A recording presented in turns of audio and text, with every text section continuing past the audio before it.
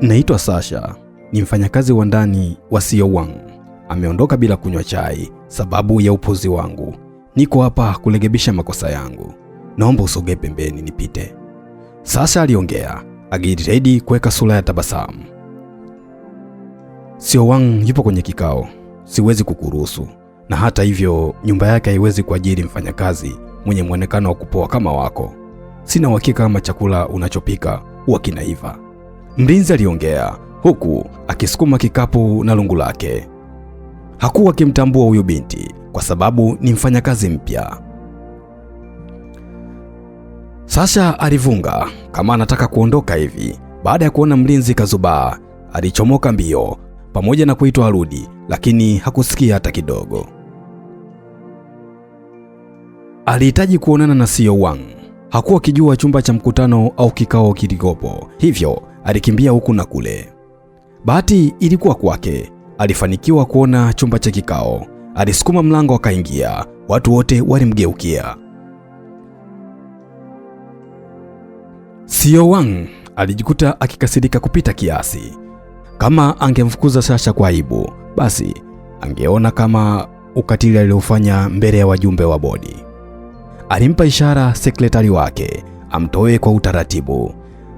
Sasha alikaa ofisini kwa CEO Wang, akawa anamsubiri. Muda wote huo alisali chapati zake pamoja na supu alivyoviandaa visiweze kubadilika. Baada kama dakika 10 hivi, CEO Wang aliingia akiwa kakunja sura yake. Kitu gani kimekuleta hapa? Na huo muonekano wako? Usiniambie siku ya leo umeandaa breakfast nzuri kuliko zote. Wang aliongea huku akitoa hotpot kwenye kikapu.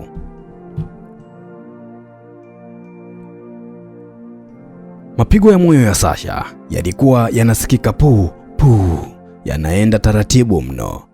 Secretary Kim Wang alipaza sauti, "Vunja hii chapati, endapo utaweza nitakupa pete ya dhahabu." Wangi aliongea. Secretary Kim alichukua chapati ili aivunje, lakini hakuweza. "Karete nyundo." CEO Wang alitoa amri. Nyundo ililetwa, ndipo chapati iliweza kusambaratishwa. "Huyo ndio mfanyakazi wa ndani aliyeletwa na bibi yangu." CEO Wang aliongea akitaka kuhurumiwa. Secretary Kim hakutaka kumhukumu kwanza. Alichukua mnofu wa nyama akatia mdomoni. Alitema nyama kwenye begi la taka akiwa akakunja sura yake. "Hii ni kokoto na sio nyama. CEO Wang, nina wasiwasi na afya yako. Nina uhakika umepungua kilo kabisa," aliongea. Sasha baada ya kuona karibu mambo, alipiga magoti chini akaomba kuhurumiwa. "Nenda nyumbani. Kamwe usije kukanyaga hapa ofisini bila ruhusa yangu," CEO Wang aliongea. Sasha alibeba kikapu lake akaondoka. Alipofika nyumbani, alifikiria afanye kitu gani ili kumfurahisha CEO Wang. Alichukua karatasi akaanza kuchora picha ya bata na vifaranga wake. Alikaa sebleni akamsubiri, lakini hakutokea. Anaamua kwenda chumbani kwake kwenda kulala. CEO Wang alirejea nyumbani akiwa amelea kupita kiasi. Chumba cha Sasha hakikuwa kimezimwa taa. Aliamini hicho ndicho chumba chake. Aliingia kisha akajitupa kitandani. Wote wawili walikuwa hawajui kulala, hivyo walijikuta wakilaliana tu. Sasha si mtu wa kuvaa nguo anapokuwa amelala. CEO Wang alishtuka usingizini, makalio ya Sasha yakiwa karibu kabisa na mdomo wake. Kama atafungua tu mdomo kuongea, basi kuna hatari ya kuyagusa. Sasha naye alishtuka baada ya kusikia jogoo anawika. "Mama!" alipiga kelele. Walijikuta wakitazamana. Kwa kifupi, ilikuwa ni aibu kwa pande zote mbili. CEO Wang aliondoka kwa kukimbia. Alijilani ndani ya moyo wake. Kwa nini siku ya jana alikuwa kanywa pombe kupitwa kiasi? Kuna namna alihisi heshima yake imeshuka, hasa kulala kitanda kimoja na mfanyakazi wa ndani anayemchukulia poa kupita kiasi. Akiwa anajiandaa kwenda kazini, mlango wake uligongwa. "CEO Wang, karibu chai." Sauti ya Sasha ilisikika. "Asante, nakuja," alijibu. Sasha aliendelea na majukumu yake baada ya kujibiwa. Aliukumbuka mchoro wake aliochora. Alifuata chumbani kwake akaweka mezani pia. Baada ya Seo Wang kufika mezani, alikagua vitafuno pamoja na chai kwa macho. Kwa mara ya kwanza kabisa alikula kidogo leo. Sasha amejitahidi. Nini hiki? Alijiuliza huku akifungua karatasi iliyokuwa karibu na chupa ya chai. Mchoro wa bata na vifaranga vyake ulimvutia sana. Alijikuta akiachia tabasamu pana. Muda wa kwenda kazini ulifika. Aliondoka. Sasha alikimbilia mezani aone kama chai yake imeguswa. Aliachia tabasamu pana hasa baada ya kuona Wang amekula. Alianza kuitafuta karatasi yake ya mchoro pia. Alinama huku na kule akihisi pengine imedondoka. Alibinua makochi akisukuma kabati pamoja na friji. Kwa kifupi, ilikuwa ni vurugu sebreni. Alipiga kelele za furaha baada ya kugundua kuwa mchoro wake umechukuliwa na Seo Wang. Upande mwingine, Seo Wang akiwa anakagua bustani kubwa ya matunda ya apple iliyokuwa ndani ya kampuni lake, alimsimulia Sekretari Kim kuhusu kujikuta amelala chumbani kwa Sasha. Una uhakika unahisia naye? Sekretari Kim aliuliza. Swali hili lilimtia hasira Seo Wang. Hakutaka kufikiria mara mbili. Alimpiga teke akaanguka kwenye bustani. Sekretari Kim alijilaumu kwa nini amezungumza upuuzi. Upande wa Sasha, baada ya kumaliza kazi zote, aliingia bafuni kuoga. Baada ya hapo, alikaa kwenye TV akawa anamfuatilia Ambarosi, mwanamitindo wa Marekani. Alijikuta akitamani kujipamba pia. Chumbani kwake kulikuwa na vipodozi, hakujua hata vya nani, huenda ni vya mfanyakazi aliyepita. Alikaa kwenye kioo chake akaanza kujiremba. Alipiga kelele kutokana na mwonekano wake mpya. Alinawa uso, akarudia tena na tena, lakini bado alijiogopa mwenyewe. Kabla hajafuta mapambo yote, simu yake iliita. Andaa chakula cha mchana kwa ajili ya mjukuu wangu, kesho nitakuwa hapo. Bibi yake Wang aliongea kisha akakata simu. Sasha naye aliingia jikoni akaanza kuandaa chakula haraka haraka. Siku zote huwa azingatii ladha, anachojali yeye ni chakula kuiva tu na si vinginevyo. Baada ya kumaliza, alitia kwenye kapu. Njiani alionekana kama kituko. Hakuwa akikumbuka kuhusu mapambo aliyaweka usoni. Mlinzi wa geti alimruhusu akaingia. Aliamini binti huyu atakuwa mwenda wazimu. Seo Wang akiwa anapitia ripoti za Sekretari Kim alishtushwa na mwonekano wa Sasha. Here Seo Wang, nimekuletea chakula cha mchana, Sasha aliongea. Seo Wang alinyosha mkono akafunua. Alijikuta akipiga kelele baada ya kukutana na samaki akiwa anamwangalia. Nini? Nisamee, sikujua kama upendi kichwa cha samaki, Sasha alijitetea. Seo Wang akiwa mwenye hasira kali alishika mkono akampeleka bafuni. Naomba uoshe uso wako, unaniaibisha mimi pamoja na bibi. Sasha alianza kunawa uso wake, lakini alishtuka zipu ya gauni yake inafunguliwa. Oga mwili wote, kuanzia sasa utakuwa na mwonekano mwingine, Seo Wang aliongea. Alipoona Sasha bado kazubaa, alimvalisha gauni lake kibabe. Unataka kunifanya nini? Sasha alipaniki baada ya kuona ubabe umekuwa mwingi. Nachotaka ni wewe kuoga. Nitaleta mtu akusaidie kupendeza, Seo Wang aliongea kisha akaondoka, akijitahidi kujizuia akili yake isikumbuke kuhusu uchi wa Sasha. Sekretari Kim anafika haraka baada ya kuitwa. Huyo mtu uko bafuni anatakiwa kupendeza. Ni aibu kwangu na kwa bibi kuishi na mtu mwenye mwonekano kama huyo. Niletee mtu atakayempendezesha akiwa huko bafuni, Mr. Wang aliongea. Sekretari Kim alitaka kupinga, lakini baada ya kukumbuka teke alilopigwa asubuhi, alikausha. Dakika 10 zikupita, aliingia mdada mmoja anayesifika kuwa ni mhudumu mzuri kuhusu swala zima la urembo. Alimpendezesha Sasha huku akimuhurumia. Kwa nini unaniangalia kwa macho ya huruma? Sasha aliuliza. Pole kwa kupoteza usichana wako bafuni. Huyu mbwa ni mtu wa wanawake, lakini alitakiwa kukuhurumia. Hapana, nimejimwagia chakula bahati mbaya na ndiyo maana. Kabla Sasha hajamaliza kuzungumza, alikatishwa. Uwe na amani, mimi ni mtu wa kutunza siri za watu, hasa za Siowan. Sasha hakuwa na namna, alipendeza sana. Mtoa hudumu alilipwa chake kisha akasepa. Macho ya Siowan yalitoa usoni kwa Sasha. Alikuwa kapendeza sana. Unaweza kuondoka, aliongea. Sasha alibeba kapu lake kisha akaondoka. Hakuna hata mmoja aliyemtambua. Alipofika nyumbani, alikaa kwenye kioo akawa anajitazama. Kazi zote zilisimama. Pamoja na mvua kuanza kunyesha, hakushtuka kabisa. Ilikuwa ni mvua ya upepo, hivyo nguo zote za Siowan zilizokuwa kwenye kamba zilipeperushwa ovyo ovyo. Baada ya mvua kukatika, ndipo alikumbuka kuhusu nguo za Sio. Alitoka nje akiwa mwenye hofu sana. Nguo zote zilikuwa chini, isipokuwa boksa moja tu ilinasa juu kabisa ya mti mrefu kuliko yote. Ili ni jaribu, Sasha alijisemea, kisha akaanza kupanda kwenye mti. Ilikuwa ni heri boksa ikutwe kwenye kamba, lakini si juu ya mti. Watu wote waliokuwa barabarani walimshuhudia yeye akiwa juu kabisa ya mti. Taarifa zilimfikia Siowan kuwa nyumbani kwao kuna mtu anafanya jaribio la kujiua.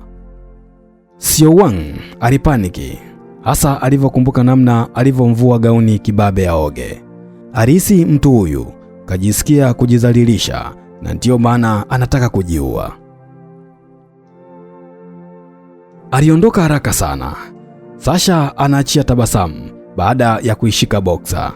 Alianza kushuka taratibu. Siowan anafika akiwa anatiririka na jasho jembamba. Alijikuta akikodoa macho baada ya kumkuta Sasha akiwa anashuka kwenye mti akiwa kashika boksa yake. Wakati mvua inanyesha, nilikuwa napika ndani. Nilijisahau kama nimeanika nguo. Naomba unisamee. Boksa yako ilinasa kwenye mti bahati mbaya. Sasha alijitetea. Kwa hiyo ulipanda paka kwenye kilele cha juu kabisa kutoa hiyo boksa? Siowan aliuliza. Ndiyo, Sasha alijibu kwa kujiamini, akihisi ni ushujaa. Nifuate, Siowan aliongea, kisha akaelekea chumbani kwake akiwa mwenye hasira kupita kiasi. Niingie chumbani pia? Sasha aliuliza. Hazi za huyu mtu kufanya ngono na wasichana tofauti tofauti alizisikia kwa dada aliyekuwa na mlemba. Alijikuta akiogopa kuingia. Hasira ya Siowan ilikuwa juu sana. Alivuta akamsukumia kitandani. Tafadhali usinibake. Sasha alikurupuka. Chukua hilo godoro ukarifue. Siowan alitoa adhabu kwa ujinga aliofanya. Sasha alikodoa macho kwa kazi aliyopatiwa. Ni mara yake ya kwanza kusikia godoro linafuriwa. Hakutaka kuuliza maswali mengi. Alitoa godoro nje. Alimwagia maji, akaanza kulisugua na blashi. Baada ya dakika 40 kupita, alimaliza kazi yake. Ile anaingia tu ndani, aliona aibu baada ya kumfuma Siowan akipika. Ulisema nguo zililoa kwa sababu ulikuwa unapika. Nimetafuta chakula bila mafanikio na ndiyo maana nimeamua kupika mwenyewe. Nikimaliza hapa, nitahitaji kupumzika chumbani kwangu. Hakikisha godoro liwe limekauka, Siowan aliongea. Sasha aligundua makosa yake. Alipiga magoti chini, akaomba msamaha kwa kitendo cha kupanda kwenye mti. Siowan alimgeukia, macho yao yalikutana. Sasha alijikuta akibabaika huku na kule. Ni kitu gani ulimshawishi bibi yangu mpaka akaona unafaa kuwa mfanyakazi wa hii nyumba? Siowan aliuliza. Sasha alikosa jibu la kutoa. Alitazama chini tu. Siowan aliendelea kupika mpaka alipomaliza. Kilikuwa ni chakula kingi sana, isingekuwa rahisi kumaliza peke yake. Alimwalika Sasha mezani. Kilikuwa chakula ni kitamu sana. Sasha alishindwa kujizuia, alijikuta akila kama anafukuzwa hivi. Kwa mara ya kwanza tangu afike hapa, alipiga stori na Seo Wang. Ni kweli unaweza kunywa chupa 10 za pombe kali na usilewe? Seo Wang aliuliza. Sio 10 tu, huu mdomo unaweza kunywa pombe kali zaidi ya 50 na nisilewe, Sasha alijinadi. Baada ya kumaliza kula, Seo Wang aliagiza pombe kali kreti 2. Walianza kunywa kwa kushindana. Ulikuwa ni mdomo tu. Sasha hakuweza hata kumaliza chupa 2, alizima kabisa. Seo Wang alikunywa chupa 7 ndipo akalewa. Alijikuta akimfananisha Sasha na yule mlembo wa kwenye katuni ya Cinderella. Taratibu alisogeza mdomo wake, akambusu kwenye paja la uso. Hakuishia hapo, alianza kujishika lipsi zake. Tamaa ilimwingia, alianza kupunguza nguo zake moja baada ya nyingine. Alimsogeza karibu Sasha, akaanza kumvua taratibu. Mwonekano wa umbo la binti huyu ulimchanganya zaidi. Bila kufikiria mara mbili, alimtanua miguu yake. Mmoja ulikaa magharibi na mwingine ukakaa mashariki. Seo Wang alijikuta akimfaidi Sasha. Sasha akiwa bado na wenge la pombe, alijikuta akitoa ushirikiano kwa kitendo alichokuwa anafanyiwa. Walijikuta wakilala fofofo baada ya kumaliza shughuli zote. Kulivyopambazuka asubuhi, Seo Wang alishtuka usingizini baada ya simu yake kuita. Macho yake yakamtoka baada ya kujiona yupo mtupu. Sasha ndipo akashtuka pia. Aliziba mdomo wake baada ya kugundua nini kimetendeka. Honi ya gari iliwashtua zaidi. Sasha alivaa nguo zake haraka. Alichungulia kupitia dirishani. Aliogopa zaidi baada ya kumwona bibi. Alitengeneza sura ya tabasamu, akaenda kufungua mlango. Bibi aliachia tabasamu baada ya kumwona. Sikuwa na uhakika kama ningekukuta. Vurugu za Wang nazifahamu. Nafarijika kukuona. Nitoke hapa niende wapi? Sijui kupika vizuri wala kutumia baadhi ya vifaa vya umeme. Hakuna familia inaweza kuniajiri, Sasha aliongea. Lile godoro kule nje, usiniambie Wang alikojoa kitandani, bibi aliongea. Hapana, nilijisikia tu kulifua kwa sababu lilikuwa limechafuka. Kwa hiyo huwa nalala bila kuoga mpaka godoro lichafuke, au ni uchafu upi unaosemea? Bibi aliuliza. Kabla Sasha hajajibu, Seo Wang alifika akiwa kapendeza tayari. Alimkumbatia bibi yake kwa sababu imepita miezi 2 sasa bila kuonana. Nimechelewa kazini, nikirudi tutazungumza, Wang aliongea, kisha akambusu bibi yake. Macho yake na ya Sasha yalikutana. Mioyo yao ilishtuka, hasa wakikumbuka uzinifu waliofanya usiku baada ya kulewa. Sasha aliingia chumbani kwake. Alijitazama kwenye kioo, akajikuta akiona aibu mno. Fanya haraka, umpelekee chai Wang. Naelewa ameondoka bila kula, bibi alimkumbusha baada ya kuona hatoki chumbani kwake. Sasha alivaa haraka ile anataka kubeba kapu, bibi alimzoea. Sitaki kuamini huwa unaenda ofisini kwa Wang ukiwa umevaa hivyo. Nimevaa kwa kujistiri bibi, tatizo liko wapi? Sasha aliongea. Hapa South Korea tunajali kupendeza na sio kujistiri. Usisahau hata kuku huwa wanajistiri.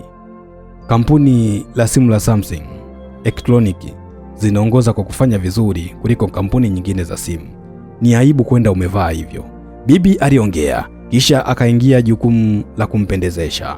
Kuna kitu alikiona kifuani kwake, akajikuta akishangaa. Hii ni kama live bites bibi aliongea. Nahisi niling'atwa na mdudu, Sasha aliongea, huku moyoni mwake akiwa na hofu. Akutarajia kama Seo Wang anaweza kunogewa namna hiyo kiasi cha kumwekea alama. Baada ya kupendeza, alipanda kwenye gari la familia. Dereva wa bibi alipatiwa jukumu la kuhakikisha anamfikisha ofisini na kumrudisha. Baada ya Seo Wang kumaliza kikao, aliingia ofisini kwake. Macho yake na ya Sasha yalikutana. Kuna namna yalikumbuka uzinzi wao. Sio Wang, karibu chai, Sasha aliongea kwa kupepesa macho. Wang alifunua hotpot, aliachia tabasamu baada ya kuona sambusa zilizotengenezwa na bibi yake. Alishika chupa chai, akanusa. Harufu nzuri aliyokutana nayo ilimfanya tabasamu kidogo. Sasha alimsaidia kuweka mambo sawa, kisha akamkaribisha. Isingekuwa rahisi kwake kufurahi maisha ya ulijari huku mtu mwingine anamtazama tu. Kaa ule pia, alimkaribisha Sasha. Sasha alijitia kuvunga ili yari anataka. Alishika kipande cha sambusa, akamwekea mdomoni. Sambusa tamu. Sasha alisogea huku akichukua nyingine.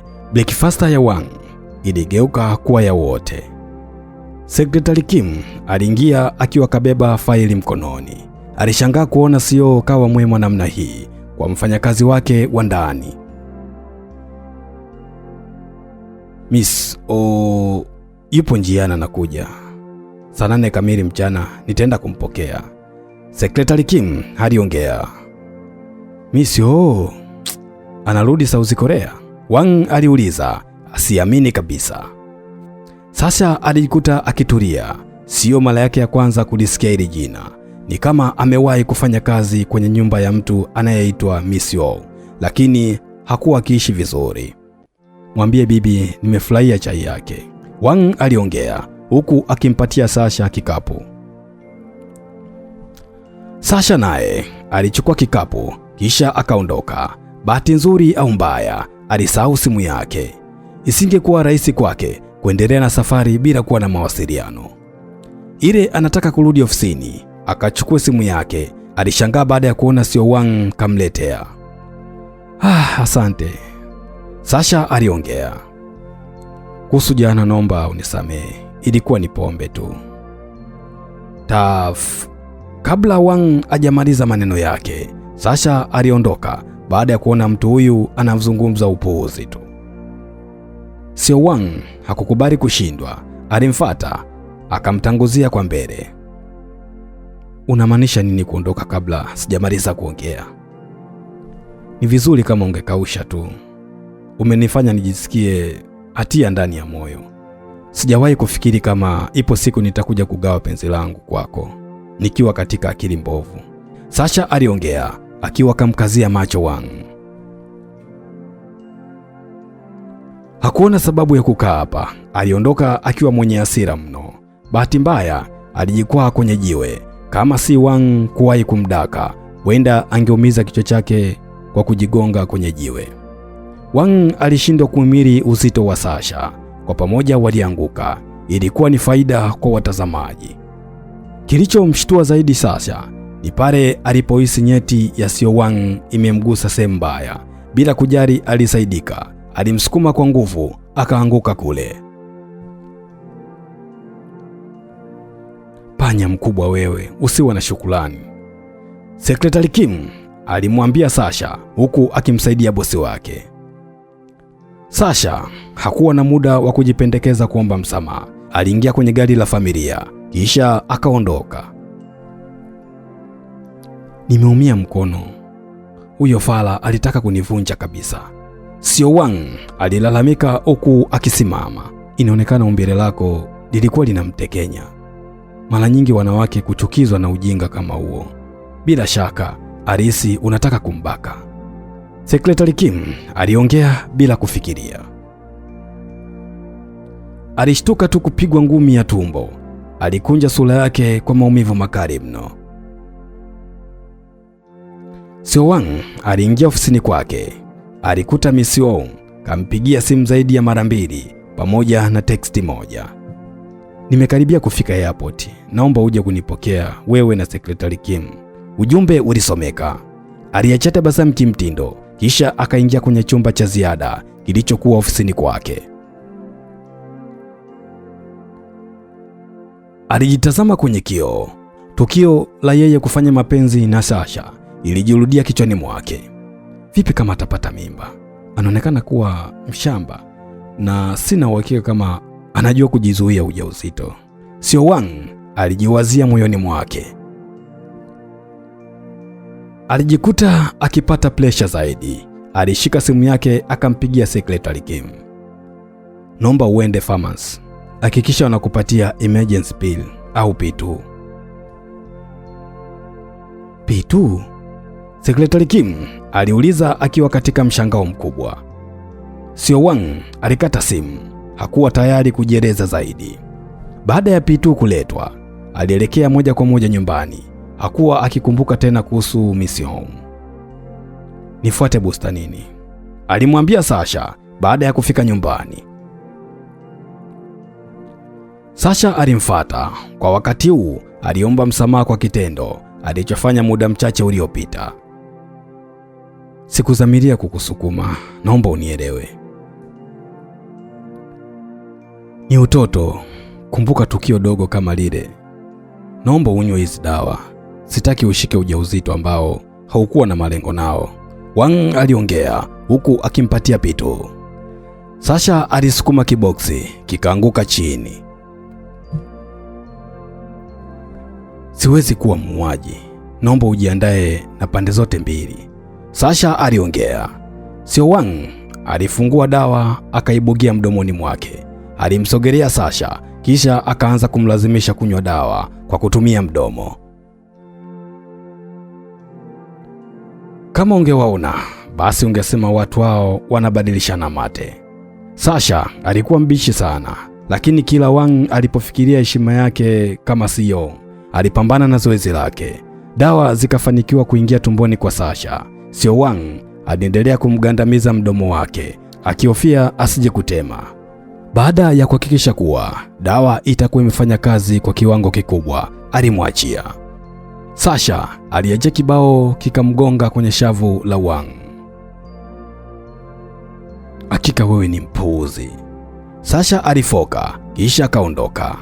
Aliingia chumbani kwake akapambana kujitapisha, lakini hakufanikiwa. Taratibu alishika midomo yake. Hakuelewa ni dawa alikuwa anapatiwa au ni busu ndilo lilichukua nafasi kubwa. Upande mwingine, Secretary Kim anafika uwanja wa ndege kumpokea mission. Naomba uondoke, namsubiria Wang, Miss Wong aliongea. Itapendeza kama tutaondoka wote kwa sababu Wang hajisikii vizuri. Kaenda nyumbani kupumzika, Secretary aliongea. Namfahamu vizuri Wang kuliko wewe. Ondoka, nitaenda nyumbani kwangu mwenyewe, Miss Wong aliongea kisha kaondoka. Secretary Kim aliachia tabasamu kimtindo. Alimtumia ujumbe Sio Wang kuhusu maamuzi ya Miss Wong. Siku iliyofuata ilikuwa ni siku ya mapumziko. Sio Wang alijiandaa ilivyo, akihitaji kwenda kumuomba msamaha Miss Wong. Huyu binti bwana wana uhusiano wa kimapenzi. Alikuwa amependeza sana. Macho ya Sasha yalikiri kuwa mtu huyu kapendeza. Hakutaka kumshangaa sana. Aliendelea kufagia uwanja. Kabla ya Wang kuingia kwenye gari, alikumbuka kitu. Alimrudia Sasha. Unajisikiaje baada ya kunywa hizo dawa? Aliuliza. Endapo nitaenda polisi kuzungumza kuhusu ujinga ulionifanyia, hata bibi yako hawezi kukutoa, Sasha aliongea. Naomba unisamehe, nipo kwenye uhusiano na ndio maana sikutaka shida nyingine zijitokeze, Wang aliongea. Baada ya kunywa dawa, kiuno changu pamoja na tumbo vinaniuma. Kama ukweli unajali kuhusu mimi, nisaidie kufagia uwanja pamoja na kazi zote za humu ndani, Sasha aliongea. Sio Wang hakuwa na namna, alishika mfagio. Ufagiaji wake ulikuwa ni wa kishikaji sana. Kwa kifupi hakueleweka ni kitu gani anafanya. Sasha alishikwa na hasira, alimkopua fagio, akaendelea na kazi yake. Macho yake yalikuwa yanalengwa na machozi. Inakuwa na upo kwenye maumivu makubwa sana. Sitafurahi kama bibi atajua kitu gani kinaendelea kwako. Naomba uingie kwenye gari langu kwanza, nitakupeleka kwa daktari, Sio Wang alizungumza kwa kumbembeleza. Kama uliweza kuninywesha dawa kwa nguvu, ushindi kunitoa kizazi kwa msaada wa daktari wako. Endelea tu na safari yako, Sasha aliongea akikazana kufagia. Sio Wang alijikuta akipoteza imani ya moyo. Alisita kwenda kwa Miss Wong, Aliamini kama ataonekana nyumbani, basi itakuwa ngumu kwa Sasha kuzungumza chochote kile. Baada ya Sasha kumaliza kufagia, aliingia jikoni. Aliandaa chai aliyoamini itakuwa bora kwa kila mtu. Kama kawaida yake, siku zote huwa anazingatia chakula kuiva na athira yake. Aliweka chai mezani, kisha akamkaribisha bibi pamoja na Wang. Alielekea nje kufua nguo za bibi. Harufu ya chai ilitosha kumwambia bibi wanakunywa maji ya mtalo. Alichunguza tambi kupitia jicho la miwani. Hamu ya kula ilimkata kabisa. Misio yupo nyumbani kwake. Nitafurahi kama ukimleta hapa. Kuna haja ya Sasha kujifunza kupika kupitia yeye. Bibi aliongea.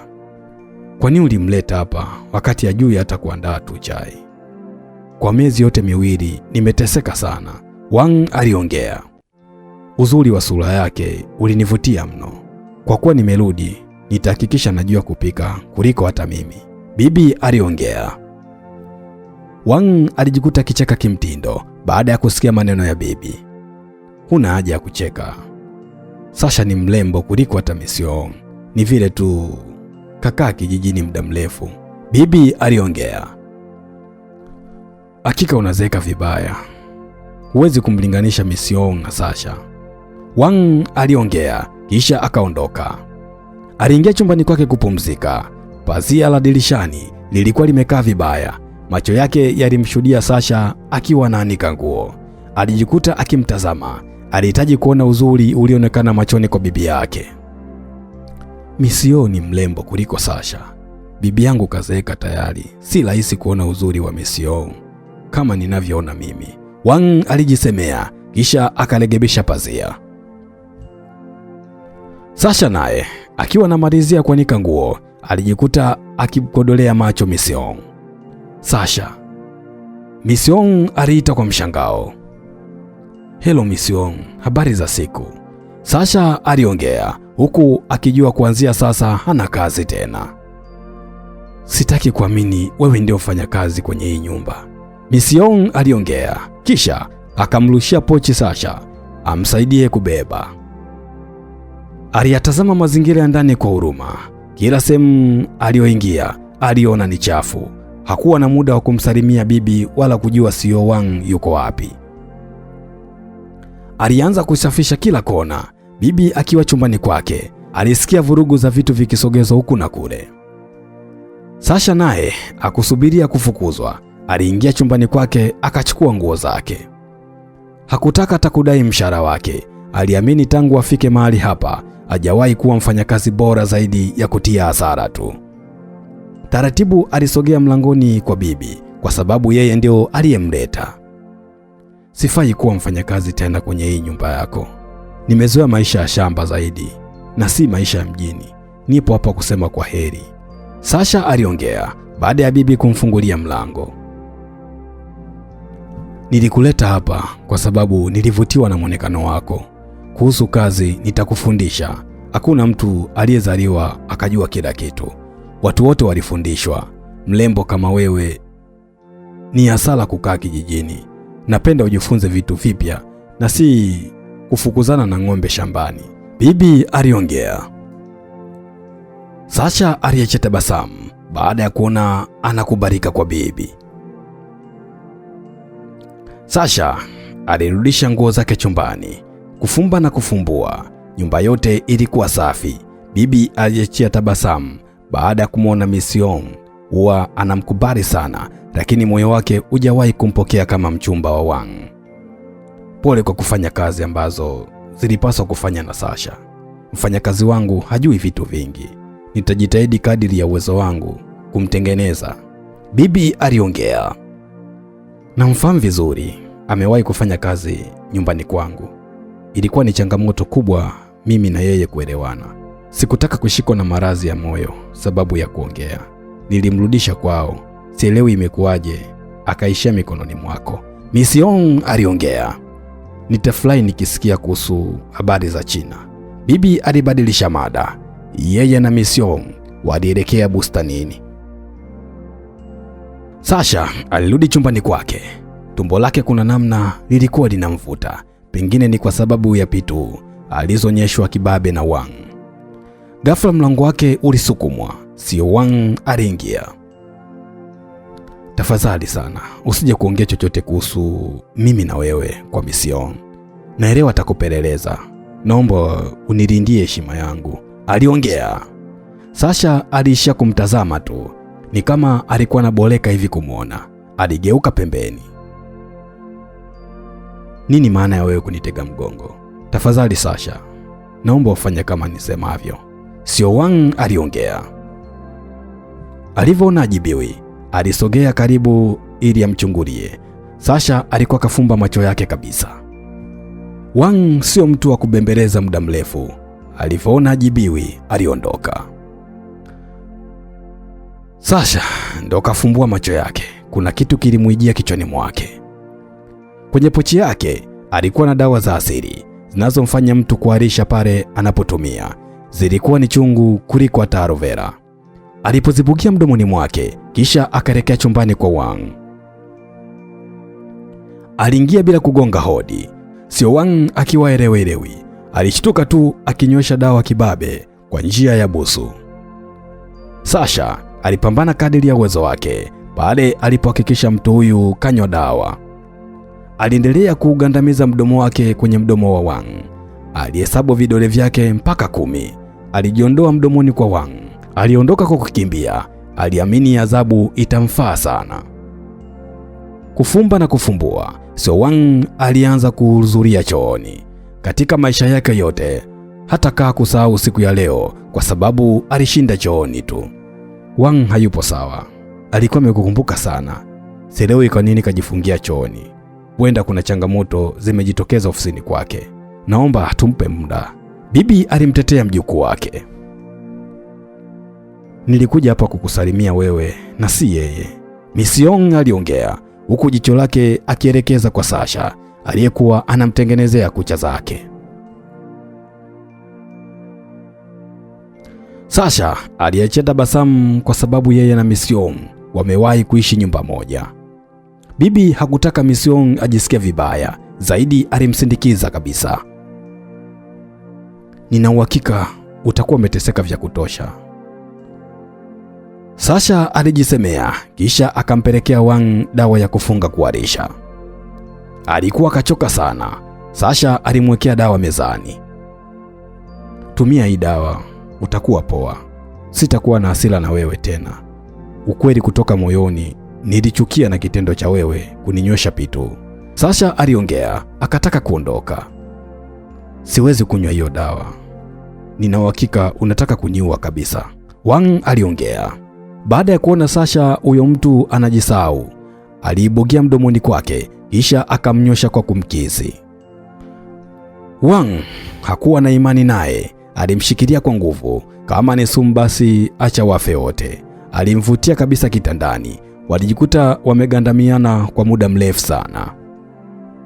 Sasha aliutoa mdomo wake kwa Wang. Bado hakupatiwa nafasi ya kuondoka.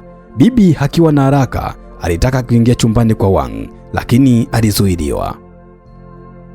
Sipo katika muda ya kuzungumza, unaweza kuondoka. Bibi aliondoka huku akiwaza ni jambo gani limemvuruga Wang wake. Tutalala hivi hivi paka panapopambazuka, Wang aliongea, kisha akambana sana ilivyo. Usiku wa Wang ulikuwa mzuri sana. Siku ya leo alilala usingizi wenye utulivu kuliko siku zote. Jogoo Sasha aliyetoka naye kijiji kwao aliwika, kumaanisha kumekucha. Sasha alifumbua macho yake, hakuamini kama aliweza kulala kifuani kwa Wang. Alijitoa taratibu mikononi mwa Sio. Alijikuta akimhurumia kwa jinsi alivyokuwa mwekundu. Mikono yake haikuwa na nguvu, ni wazi alipoteza maji mengi sababu ya kuharisha. Alielekea jikoni chapchapu, akaanza kuandaa supu. Hakuwa mzuri sana kwenye kupika, lakini alihitaji Sio Wang apate nguvu. Alimfuata huko chumbani kwake. Isingekuwa rahisi kumpatia supu bila kuoga. Alimkurupusha usingizini. Wang alikuwa haelewelewi, alishangaa akivurishwa. Sasha alimpelekea bafuni, kisha akamfungulia maji. Alitaka wekundu wote na uchovu uondoke. Hakuona aibu kutazama uchi wake. Usalama wa afya yake uliupa kipaumbele kuliko kitu chochote kile. Baada ya kumaliza, alimkaribisha kwenye kitanda. Najua upishi wangu si mzuri, lakini supu imeiva na imepikwa kwa usafi wa hali ya juu. Kabla Sasha hajamaliza kuzungumza, Wang alishika bakuli lote, akaanza kula. Siku ya leo alimaliza supu yote. Asante kwa huduma yako, unaweza kuondoka, Wang aliongea. Sasha aliacha tabasamu, alinyosha mkono wake akashika ngozi ya uso wa Wang. Nilivyokuwa mtoto, nilikuwa na ngozi ya kuvutia kama yako, pamoja na kwamba nilizaliwa kijijini. Sijui nini kimetokea, ngozi yangu haina mvuto, Sasha aliongea, ni kama alitaka kuhurumiwa hivi. Nenda ukajiandae, nitakupeleka supermarket ukachagua mafuta mazuri yanayoendana na ngozi yako, Wang aliongea. Sasha alitoa macho akionekana kuwa na mashaka, lakini kwa kuwa alikuwa na tamaa ya kumiliki ngozi kama Yang, alienda kujiandaa vizuri kabisa.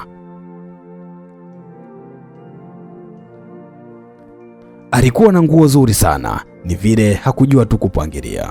Wang hakufurahishwa na namna alivyokuwa amevaa. Alimshika mkono akamrudisha chumbani kwake.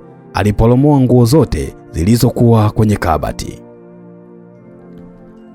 Alimchagulia gauni pamoja na viatu. Haikuishia hapo, alimkaribisha kwenye kiti akamtengenezea nywele zake. Alichukua poda moja na lipstiki zilizokuwa mezani akaanza kumlemba. Kuna namna moyo wa Sasha ulianza kudunda. Upande wa Wang ilikuwa ni hivyo hivyo pia. Upande wa bibi, akiwa anamwagilia maua yake, alijikuta akikodoa macho baada ya kumwona Wang akiwa na Sasha. Walikuwa wamependeza sana na hata akaona wameendana pia. Tunaenda supermarket mara moja, Wang aliaga kishikaji. Bibi aliwapatia ishara waendelee na safari yao. Hakuwa tayari kuzungumza chochote kile. Sio Wang kazoea kutembea kama bosi. Alimpatia briefcase yake Sasha. Sasha hakuwa na namna, alibeba mpaka walipofika kwenye gari. Walijikuta wakipiga stori za hapa na pale. Wang hakuwa akikumbuka kuhusu mission. Waliingia supermarket, akaanza kumchagulia mafuta aliyoyaona yanafaa kwa ngozi yake. Kulikuwa na mafuta ya asubuhi, mchana na jioni. Kulikuwa kuna mafuta maalum kwa msimu wa baridi pamoja na msimu wa joto pia. Walijikuta wakiongea kwa nyuso zilizojaa tabasamu pana. Muonekano mzuri uanzia kichwani mpaka miguuni, Wang aliongea, kisha wakahamia duka la nguo zake. Mwanaume huyu alikuwa na sifa kwa sababu alimnunulia mpaka chupi, zilikuwa ni bikini tupu. Siwezi kuvaa chupi kamba, Sasha alipaza sauti. Hizo ndio chupi zinazopendwa na wadada wengi, acha kuniaibisha, Wang alimnongoneza masikioni. Sasha alijikuta akapaniki baada ya kumwona mission. Alimshika haraka Wang, wakajificha katikati ya nguo. Kwa namna walivyokuwa wamejibana, walijikuta wamegusana ilivyo. Macho ya Sasha yaliingiwa na aibu, alijikuta akihangaika tu. Mission alianza kuchagua nguo. Kila aliyoishika ilikuwa na kasoro kwake. Ile anataka kusogea upande waliojificha Wang na Sasha, simu yake iliita. Aliondoka, hakutaka kurudi tena kwenye duka hili. Sasha alishusha pumzi baada ya kuachiana, na ni kama alikuwa kwenye fungo kigumu hivi. Kwa pamoja waliondoka. Wakiwa ndani ya gari, Wang alivunja ukimya. Kuna namna nimemkosea mission. Ili aweze kunisamehe ni lazima nimpatie zawadi kubwa ambayo yeye hawezi kuimiliki. Mission ana pesa, sina uhakika kama kuna kitu hawezi kununua, Sasha aliongea. Unamfahamu Mission? Wang aliuliza. Nimewahi kufanya kazi kwake, ingawa simfahamu vizuri, lakini nina uhakika hakuna kitu ambacho hawezi kununua. Hawezi kununua helikopta, hii ni zawadi itamfaa, Wang aliongea na kumfanya Sasha akodoe macho. Helikopta kwa ajili ya Mission iliagizwa. Hasira alizokuwa nazo juu ya Wang zilisaulika kabisa. Usiku wao ulikuwa ni wa kipekee sana. pamoja na starehe zote, Wang alihitaji kurudi nyumbani.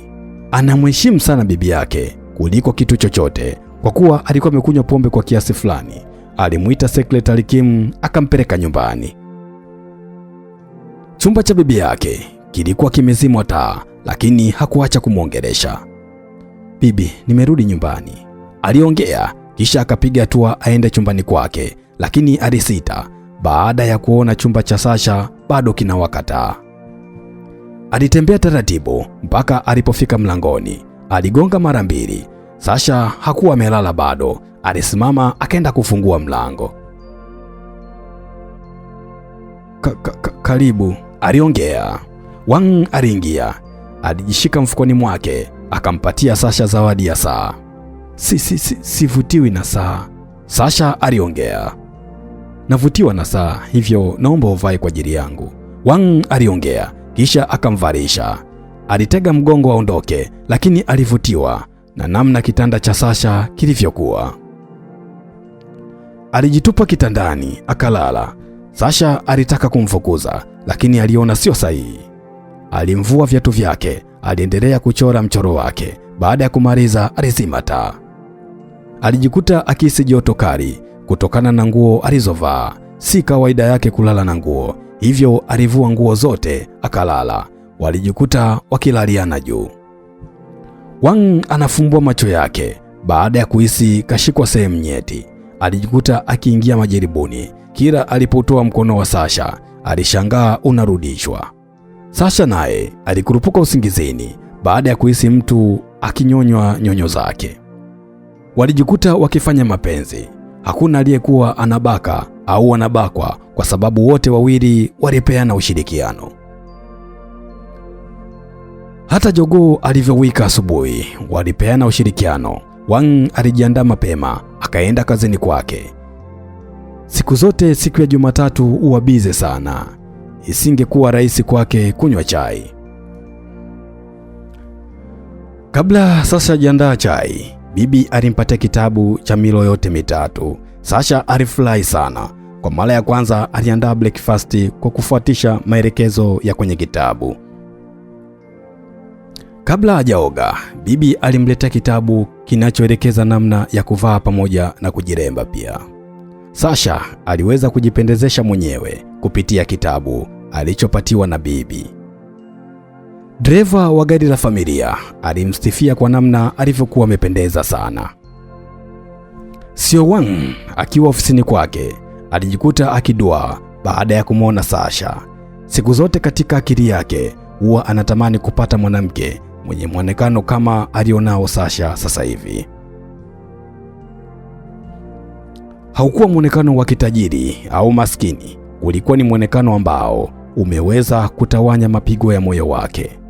Hatimaye nimemwona crush wa moyo wangu, Wang alijisemea, kisha akatembea taratibu mpaka alipomfikia Sasha. Bila hata ruhusa yake alianza kumkisi. Secretary Kim anaingia ofisini bila kugonga hodi. Anashtushwa na kitu anachokiona. Wang na Sasha walishtuka kana kwamba wameona popcorn. Nilikuwa namuongezea pumzi. Anadai kuishiwa pumzi baada ya kupanda ngazi. Sio Wang alijitetea. Tangu lini unajitetea kwangu? Secretary Kim aliongea akiweka faili mezani. Kwa heri, Sasha aliongea akataka kuondoka ili hali hata chai hajaweka. Secretary Kim alimpokea kapu akaliweka mezani. Karibu Sio Wang, unywe chai, aliongea kisha kaondoka. Sasha hakuwa tayari kukubaliana na macho ya Wang. Aliondoka kwa kukimbia. Aibu aliyokuwa nayo alihisi ndani ya moyo wake ilikuwa ni kubwa sana. Kapu akasema atakuja nalo. Sasha alijitetea kwa bibi bila hata kuulizwa. Tangu lini nafuatilia kuhusu kapu? Au kuna jambo limejitokeza huko ofisini? Bibi aliuliza. Hapana bibi, Sasha aliongea huku akigeuza macho yake. Bibi hakutaka kumzingatia sana, aliondoka. Kila Sasha alipokumbuka kuhusu busu la kibabe alilopatiwa na Wang, mwili wote ulimsisimuka mno. Upande wa Wang, baada ya kunywa chai, alimchukua Secretary Kim. Chagua kiatu chochote unachotaka, Wang aliongea. Kiatu? Kwa hiyo umenileta hapa kunifanyia shopping? Ni kitu gani kizuri nimefanya siku ya leo?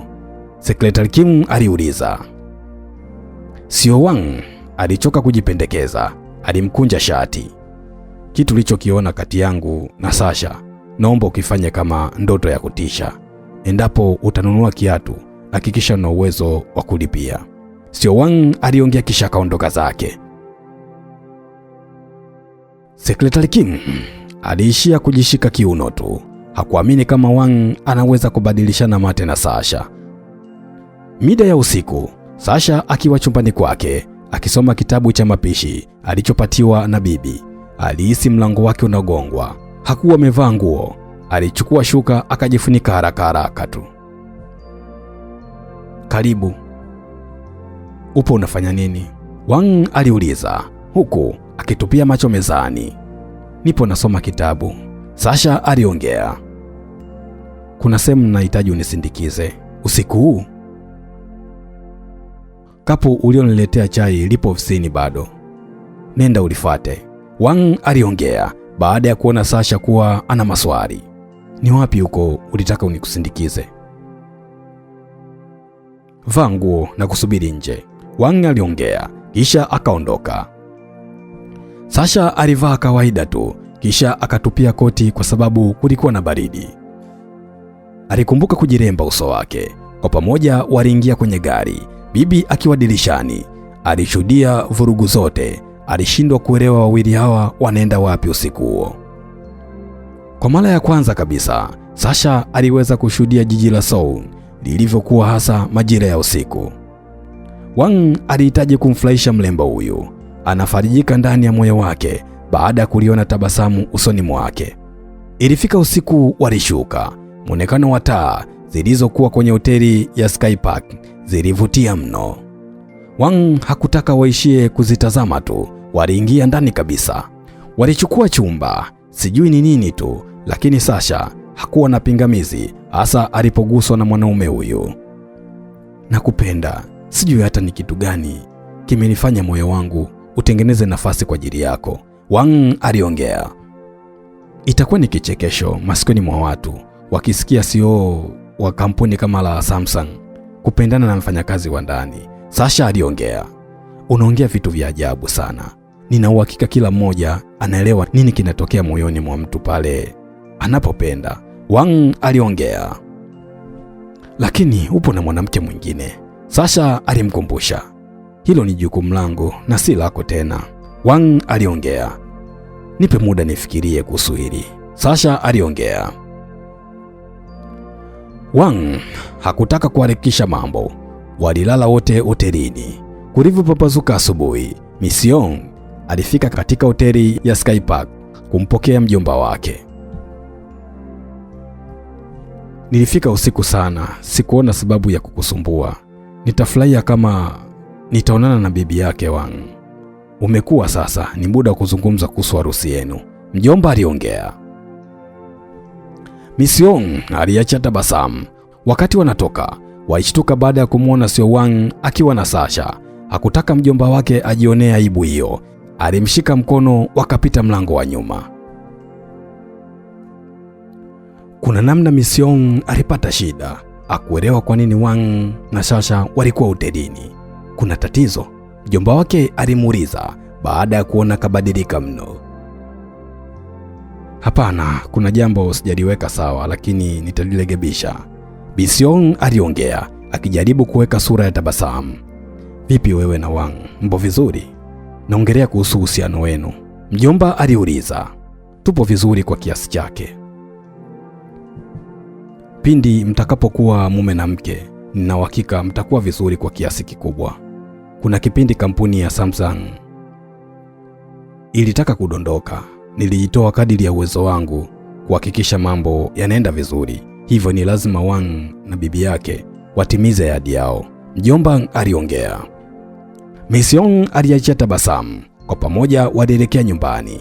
Sherehe ndogo iliandaliwa, kisha bibi pamoja na Wang walipatiwa mwaliko. Mida ya jioni, Wang pamoja na bibi walifika nyumbani kwa Mission. Walifurahi sana baada ya kumwona mjomba. Ni muda mrefu umepita bila kuonana. Umekuwa kijana mkubwa sasa, tofauti na nilivyokuacha, mjomba aliongea huku akimwangalia Wang kwa macho ya tabasamu mno. Nafurahi kuona uzeeki, Wang aliongea. Ni wakati wa kuzungumza kuhusu harusi yenu. Naweza sema hiki ndicho kitu kikubwa kilichonirudisha jijini Seoul, mjomba aliongea. Bibi na Wang walishtuka, ni kama walishasahau kuhusu hii ahadi waliopeana wakati ya kampuni ikiwa katika hali ngumu mno. Upo sahihi, vijana wamekuwa sasa, bibi aliongea. Ile siku nilitaka kuongea kitu lakini sikupatiwa nafasi hiyo, Wang aliongea. Bibi alimkanyaga kwa sababu alijua mjukuu wake anataka kuharibu mambo. Nitafurahi kama ukiongea mjomba, aliongea akionyesha uso wa tabasamu mno. Ile siku nilitaka kusema asante kwa kujitoa kupita kiasi. Kama sio wewe, sina uhakika kama kungekuwa na kampuni ya Samsung hapa South Korea, Wang aliongea. Mission aliachia tabasamu kimtindo. Alielewa Wang alitaka kuzungumza maneno mengine tofauti na haya. Baada ya dina kumalizika, alitoka nje kuzungumza na Wang. Ni kitu gani hicho ulitaka kumwambia mjomba? Mission aliuliza.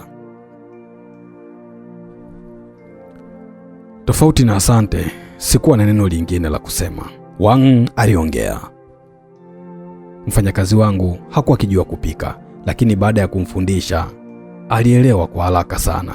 Nitamchukua Sasha kwa muda. Naelewa wewe na bibi mtateseka sana kwenye swala zima la upishi wake. Pindi atakapokuwa na uwezo mzuri nitawarudishia. Mission aliweka mtego. Kwa nini unaniambia haya maneno? Ulipaswa uzungumze na bibi kwa sababu yeye ndo aliyemleta, Wang aliongea. Akataka kuondoka lakini Mission alimshika. Nina hakika unatembea na huyo binti, si ndivyo? Acha kupoteza muda kwa sababu unaelewa huwezi kumuoa yeye. Ukiendelea kuluka naye itanilazimu nimwambie mjomba kuhusu upuzi wako, Mission aliongea kisha akaondoka. Upande wa Sasha akiwa amekaa peke yake sebleni, alijikuta akikumbuka maneno ya Wang eti anampenda mno. Aliwahi chumbani kwake, akasimama kwenye kioo akihitaji kujiangalia kama kweli ana vigezo vyovyote vile vya kuwa naye. Ni kawaida ya wanaume kutamani hata mbuzi. Ni swala la muda tu. Nina uhakika ataniacha kwa aibu kubwa kabla hatujafika huko. Natakiwa kuonesha msimamo wangu, Sasha alijisemea. Mlango wake uligongwa. Alienda kufungua. Aliachia tabasamu finyu baada ya kumuona sio Wang. Karibu, aliongea. Vipi, bado nafikiria kuhusu kitu nilichokueleza? Wang aliuliza. Hata kama utanioa mimi, hakuna kitu nitakusaidia tofauti na kukuzalia watoto wengi mithili ya panya. Naomba tuishie hapa, Sasha aliongea. Wang alimkumbatia kisha akaondoka bila kuzungumza chochote kile. Upande mwingine, mjomba akiwa chumbani kwake alijiangalia kwenye kioo pia. Mission aliingia akiwa kabeba maji kwenye glasi. Uhusiano wako na Wang sio mzuri. Harusi yenu itasaidia kuwaweka karibu zaidi. Kesho dunia nzima inatakiwa kuzipokea hizi taarifa kwa mikono miwili. Kwa nini unaharakisha hili jambo? Inaonekana huna imani na Wang. Naomba uache yeye ndio waamue lini harusi yetu itakuwa. Napenda kuolewa na mwanaume tunayependana na si ninayempenda peke yangu, Mission aliongea. Unataka kusema kitu gani? Nimekuja huku kwa ajili yako. Kwa nini unanikatisha tamaa? Mjomba aliuliza. Nataka Wang atumie nguvu nyingi kunitafuta. Kama ameweza kunipoza kwa kuninunulia helikopta, hashindi kutumia gharama nyingi zaidi ya hapo kunipata, Mission aliongea kisha akamkumbatia mjomba wake. aliyeonekana kuwa na wasiwasi mno. Upande mwingine, Wang alimfuata bibi yake chumbani. Si kawaida yako kunifuata chumbani. Naomba kujua ni kitu gani hicho unataka tuongee. Bibi alizungumza.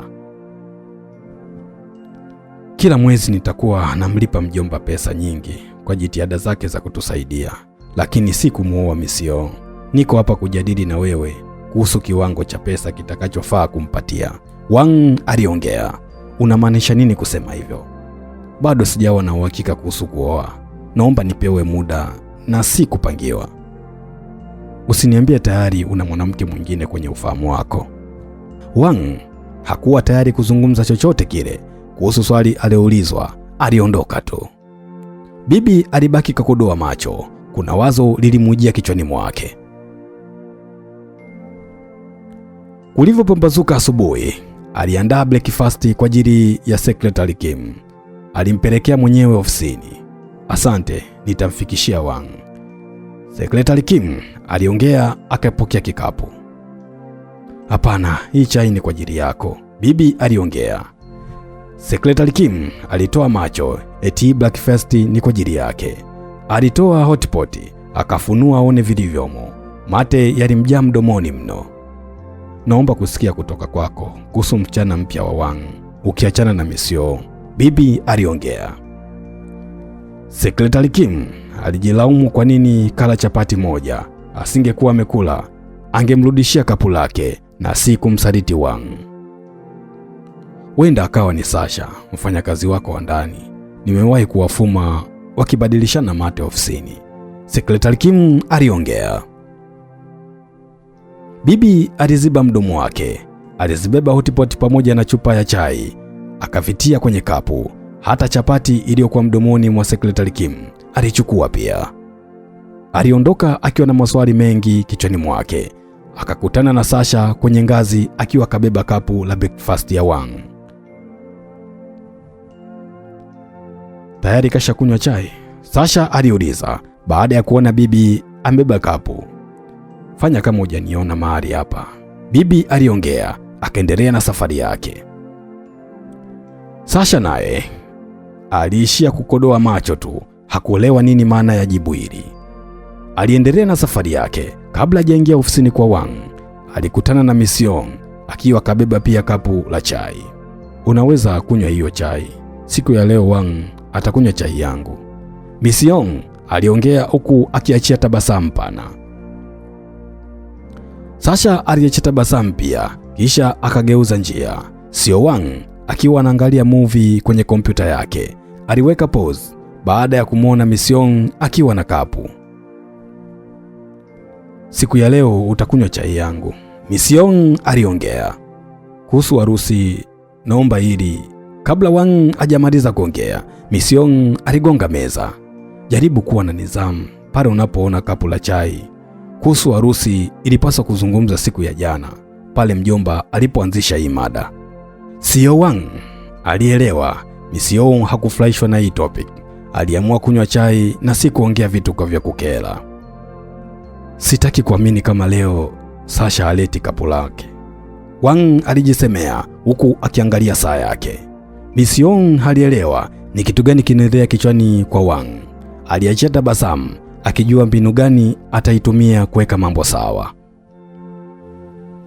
Sasha anafika nyumbani akiwa na kapu lake. Bibi alikuwa akianika nguo zake. Anaachia tabasamu baada ya kumuona. Nataka uende chuo cha upishi. Hii itakuwa ni kwa faida yako. Hata kama hutakuwa mfanyakazi kwenye nyumba za watu, utaweza kufungua hata mgahawa mkubwa hapa jijini Seoul, bibi aliongea. Sasha aliachia tabasamu kwa wazo aliyopatiwa na bibi, lakini alijikuta akipoteza furaha usoni mwake baada ya kufikiria kuhusu ada. Usiwe na mashaka kuhusu ada kwa sababu nitakulipia. Nataka uweze kutengeneza pesa zako mwenyewe. Nitakupeleka Japan. Miezi 6 itakutosha kufanya uwe mpishi mzuri sana. Sasha alimkumbatia bibi huku machozi yakimlenga. Ni wazi hakuwa akiamini kama kuna mtu anaweza kutoa msaada mkubwa namna hii kwenye maisha yake. Mida ya jioni, Sasha na Bibi walikuwa bize kufuatia taarifa kamili kuhusu chuo cha upishi kilichokuwa Japan. Wang anaingia sebleni, anashangaa namna watu walivyokuwa bize. Aliwasalimia kisha akaendelea na safari yake. Nitaenda Japani, chuo chao ni kizuri mno. Sauti ya Sasha ilimfunga miguu Wang aliyekuwa anapandisha ngazi. Chuo cha upishi cha Japani? Kuna mtu anataka kurudi shule? Wang aliuliza. Sasha anatakiwa kwenda Japani. Upishi wake hauvutii hata kidogo, Bibi aliongea. Baada ya hapo, Wang aliuliza, atakuwa huru kujitegemea, Bibi aliongea. Wang alikosa kitu cha kuongea. Alielekea chumbani kwake akiwa na hasira kupita kiasi. Alishika simu yake akampigia Secretary Kim. Secretary Kim akiwa kajiraza kitandani kwake alijikuta akitetemeka baada ya kuona simu ya Wang. Si kawaida yake kumpigia mida kama hii. Hey, hello, aliongea baada ya kupokea simu. Kwa nini Bibi kapata wazo la kumpeleka Sasha Japan? Ni kitu gani umezungumza kwake? Wang aliuliza. Secretary Kim kusikia hivyo alikata simu kisha akaizima kabisa. Hakuwa tayari kumaliziwa hasira. Upande wa Sasha akiwa chumbani kwake alianza kufuatilia kwenye mtandao namna mtu anavyopaswa kuishi anapokuwa chini, hasa katika nchi za watu. Akusikia mlango unavyogongwa. Hata Wang alivyoingia hakuweza kumsikia.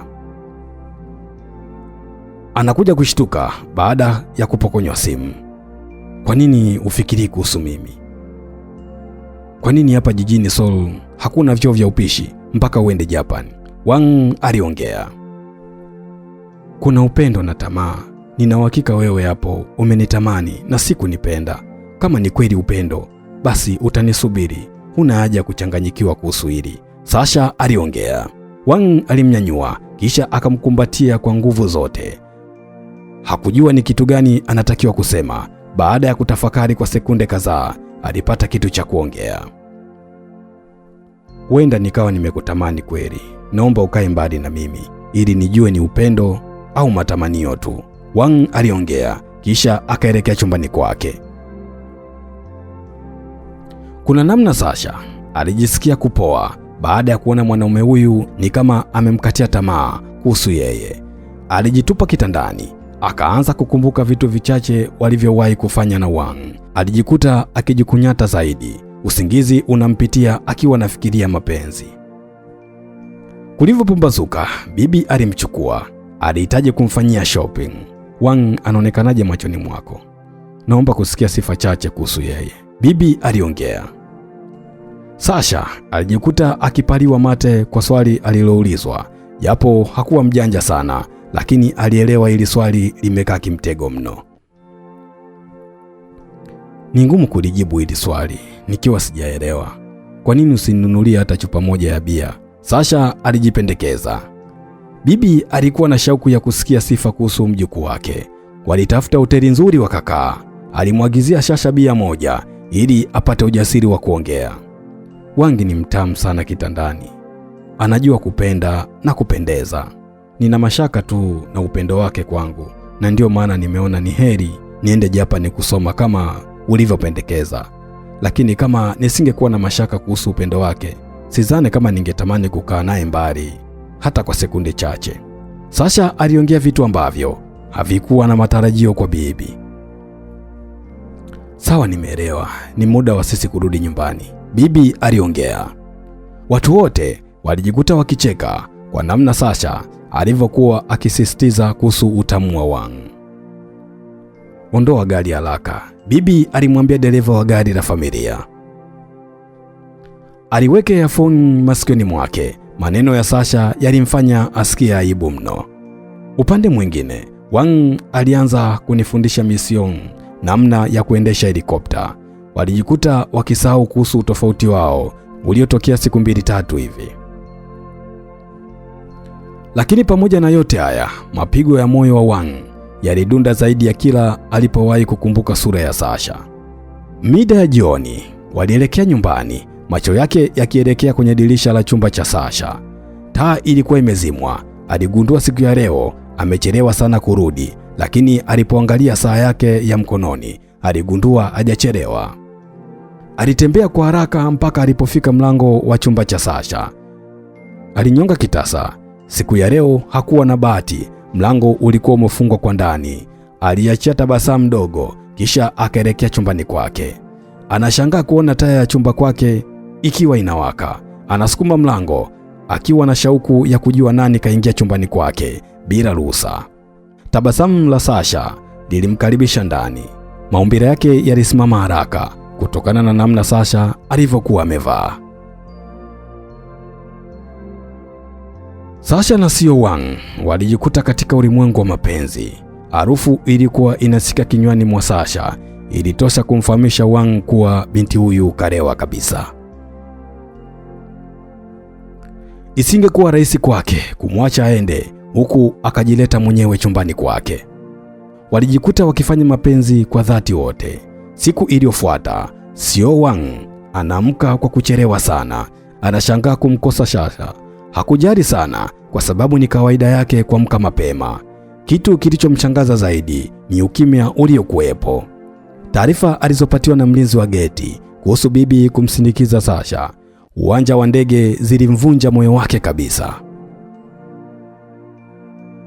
Wajumbe wa bodi wapo wanakusubiri. Nitaonekana kichaa kama nitawaeleza tena kwa mara ya 3 kuwa upo njiani unakuja.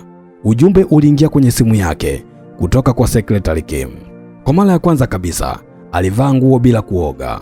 Hakuwa tayari kumweka sekretari wake kwenye wakati mgumu. Wajumbe wote wanaachia tabasamu baada ya kumwona. Japo alikuwa kavurugwa kwa namna moja ama nyingine, lakini alijitahidi akafanya vizuri. Kama mwanaume anaamua kukaza moyo, alijitahidi kadiri ya uwezo wake kutokukumbuka kuhusu Sasha. Upande wa Sasha ilikuwa ni hivyo pia.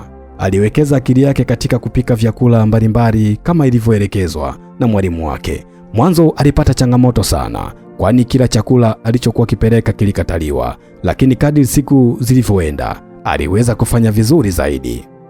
Chakula chake cha kwanza aliwapikia wanafunzi wote waliokuwa chuoni hapo. Kila mtu alimpongeza kwa kufanya vizuri kuliko wanafunzi wote pale.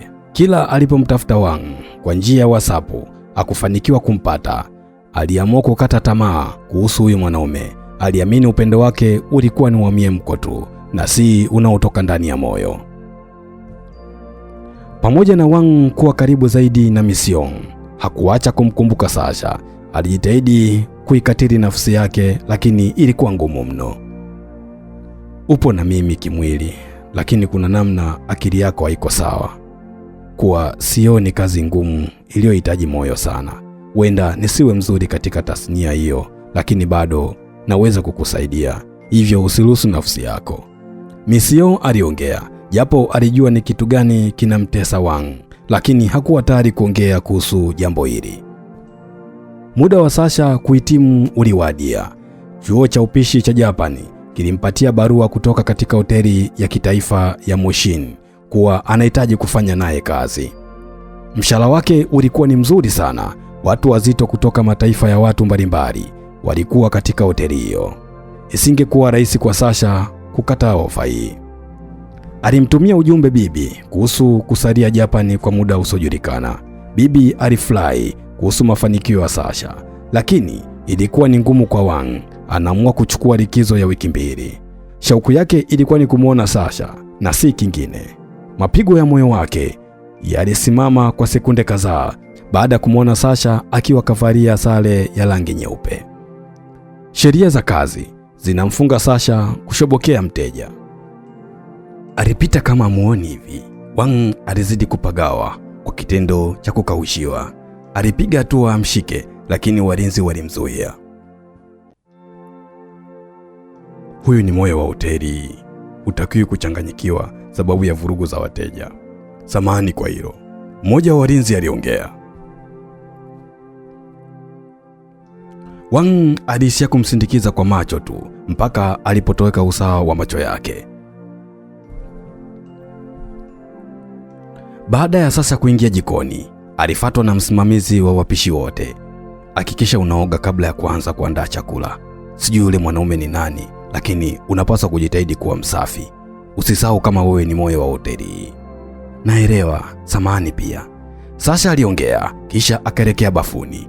Alianza kuoga taratibu huku akijiuliza kwa nini Wang yupo hapa. Ni ngumu sana kuzungumza na huyo chifu bila kupita kwa msimamizi wao. Itakulazimu kutoa pesa nyingi. Mlinzi aliongea, naomba nikutanishe na huyo msimamizi. Nipo tayari kufanya anavyotaka. Wang aliongea. Mlinzi alitaka kuweka mgomo, lakini baada ya kupewa pesa alikuwa mwema tu. Msimamizi wa wapishi anaachia tabasamu baada ya kuona Wang. Alimpa ishara ya kukaa kwenye kiti. Wateja wengi wamekuwa wakitaka kuongea na Sasha.